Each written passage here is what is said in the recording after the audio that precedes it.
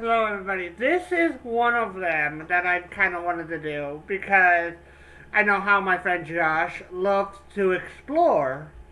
So hopefully he watches this one. Top 10 games, 10 games that punish you One for of the greatest exploring. things about video games is the freedom that they grant you over other visual media, to let the story play out however you want and to explore Detroit gorgeous, Become Human, teeming worlds lovingly brought to life by a Horizon committed team Dawn. of artists. But in these 10 games, exploration was less a Okay. fun exercise in discovery than it was a chore, a frustration, and even an active detriment to the central gameplay loop. So let's take a look at them. As I'm Yeah, I wanna Jules, this see is how many of these I WhatCulture.com, recognize. and these are 10 video games that punish you for exploring. Number 10, Star Wars Jedi Fallen Wars Order. Fallen Jedi. Given that I Star Wars haven't Jedi played Fallen that. Order offered up 8 gorgeously rendered worlds for players to visit, it was a fair assumption that the seen game it. would I've known people incentivize see exploration Netflix and discovery videos in a and major stuff. way. The gameplay is heavily Metroidvania inspired, what with players being encouraged to revisit planets once they've acquired more force powers, in turn allowing them to reach new areas. As awesome as that sounds though, Jedi Fallen Order is a mess of contradictions, seeming to encourage players going off-piste but presenting itself in such frustrating and confusing fashion as to actually discourage it. For starters, the horrible holographic menus are a real chore to make sense of, which given the oft labyrinth-like nature of the game's worlds makes even the most basic navigation a real headache. Then there's the game's irksome checkpoint system, whereby resting at a meditation point to restore your health will also cause every enemy in the level to also respawn, meaning that it's often impossible to quickly run to a path that you wanted to check out. The lack of a fast travel makes exploration a chore as well, as there's no way to bypass the mundanity and just get to where you want to go without a bunch of hassle. Anyone hoping to hoover up the game's many collectibles is in especially dire straits, unaided by the fact that when you die, which you will often, you have to sit through some disappointingly long loading times even on newer hardware. All in all, it adds up to a game that just doesn't respect the player's time and in turn makes the prospect of exploration bafflingly unappealing. Number 9, Alien Isolation. Alien Isolation was rightly praised upon release for the impressively dynamic AI programming for the xenomorph that stalks players throughout the game. However, given they're how not careful. gorgeously That reminiscent thing of the will get ya. original film's ship, the Nostromo, the space station Sevastopol is, players couldn't be blamed for wanting to stop and smell the roses while traipsing around its halls, even with a terrifying alien creature on the loose. While the game absolutely presents itself as encouraging exploration of the station, this is in constant Imagine there conflict with is the some game's things you AI can't get design, unless you because the explore. longer you spend walking around aimlessly, the more Yeah. opportunity the AI has to fling a xenomorph attack your way. If you keep moving, it becomes tougher for the game's adaptive There's AI some, to like, adjust to your blueprints that you can tactics. find But and if you take it slow and stuff explore like every nook and that cranny, to give you it's the just a edge, matter of time so. before you get waylaid by the xenomorph. Hilariously, enough Oh, players have man, complained about this for that a it, mod was eventually but created you by a have to be fan, careful, allowing you to though. freely explore the station without the threat of the xenomorph at all, which is Yeah. rather genius. Number 8, Final Fantasy II. Final Fantasy II is generally accepted to be one of the worst games in the series, and that's in large part due to a maddening gameplay loop that basically begs you to use a guide. The RPG's dungeons design is some of the most infuriating that you'll ever encounter in the genre, with pathways seemingly encouraging exploration only for them to turn up dead ends full of nothing but utter tedium. Now, while it isn't reasonable to expect every part of every dungeon to be air quotes meaningful, Final Fantasy II takes the winding, convoluted dungeon trope to the lengths Hard to of get the name self-parody. Further messed up compounding right the there, frustration so. is the higher encounter rate, and the many trapdoors that will throw you into a room just full of tough enemies. The refinements made in the recent Pixel remaster reduce the irritation factor somewhat, but this is still some of the most listless and torturously dull dungeon design in the genre's history. Seriously, unless you are a tireless purist who has to get the job done without any outside help, use a guide or a map to navigate these dungeons, for the love of God. Number 7, Mafia.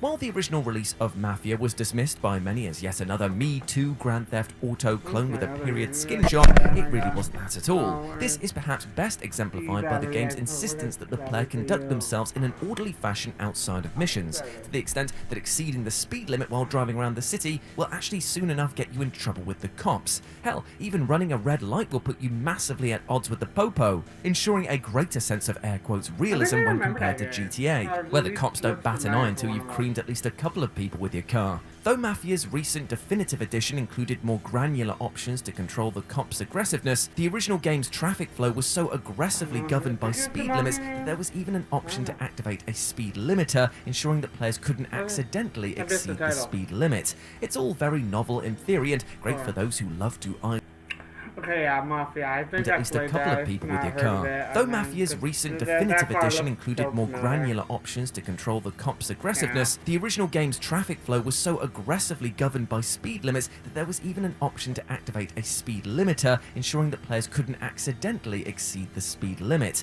It's all very novel in theory and great for those who love to idly cruise, but it also made getting around Lost Heaven an absolutely sluggish chore, in turn making it far less appealing to actually soak in the city's sights.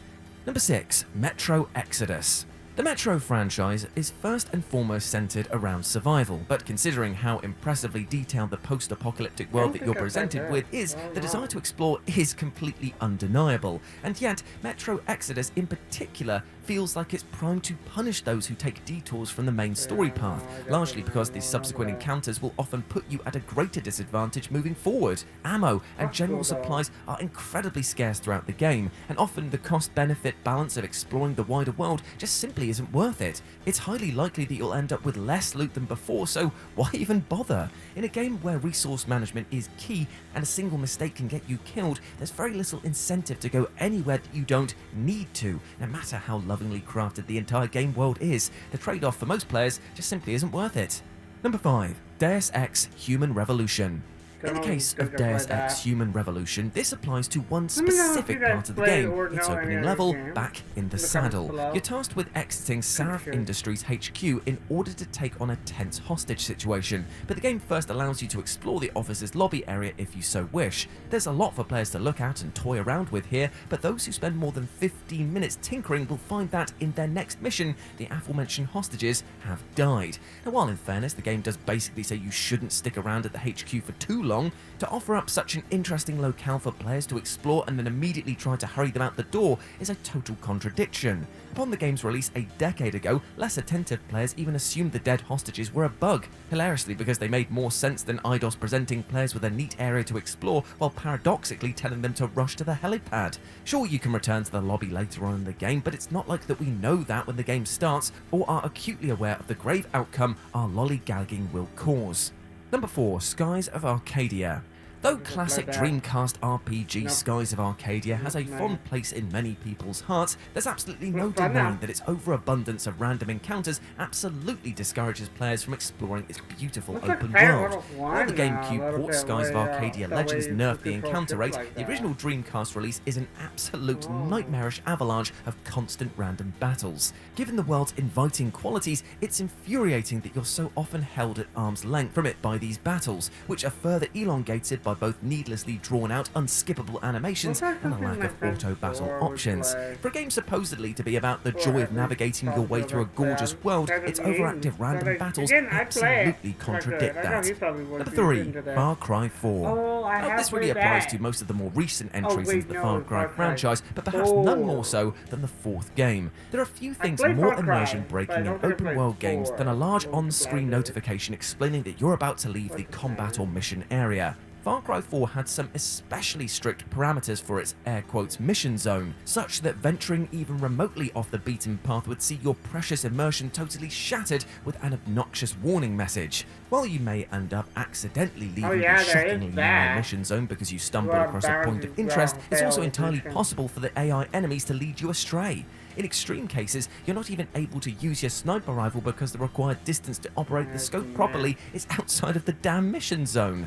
Obviously, it's important that open world games promote freedom, as is their entire appeal, and if a game's going to micromanage the player's movements so aggressively and outright fail them if they disobey the rules, then it probably shouldn't be an open world game at all, right? Number 2. Shadow of the Colossus. Oh, Exploring never Shadow seen of the rest Colossus' of that. rich, Yeah. mysterious world is an absolute joy, though players who endeavour to reach the game's secret garden will find a rather nasty surprise waiting for them. To even consider reaching the garden, you'll first need to have your stamina effectively maxed out, which requires beating the game once and then twice more on New Game Plus. On your 4th playthrough, you'll now have enough stamina to climb a wall of moss outside the central shrine, which will let you reach the secret garden. In the garden, you'll see trees bearing bountiful looking fruit, and though shooting down one and eating it will pop you the Fruit of the Garden trophy, it will also poison you. While fruit eaten in any other area of the game will slightly boost Wanda's maximum health, all of the fruit in the secret garden is poisonous and will decrease both your health and stamina considerably. That's quite the way to de-incentivize exploration in a game with such a lush, expansive world, right?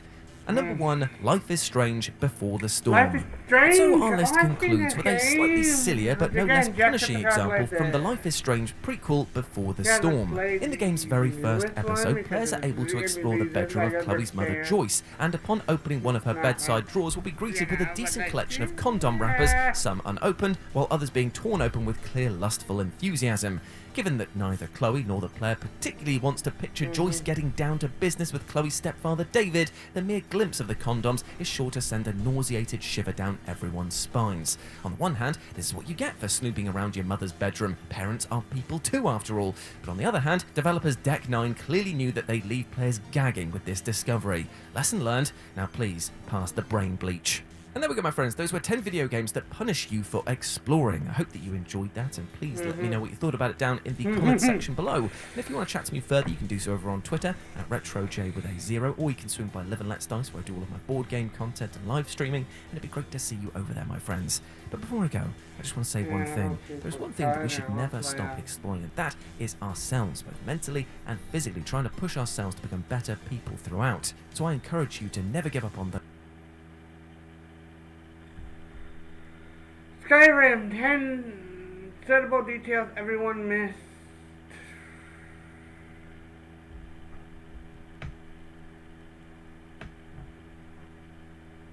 I saw that detail.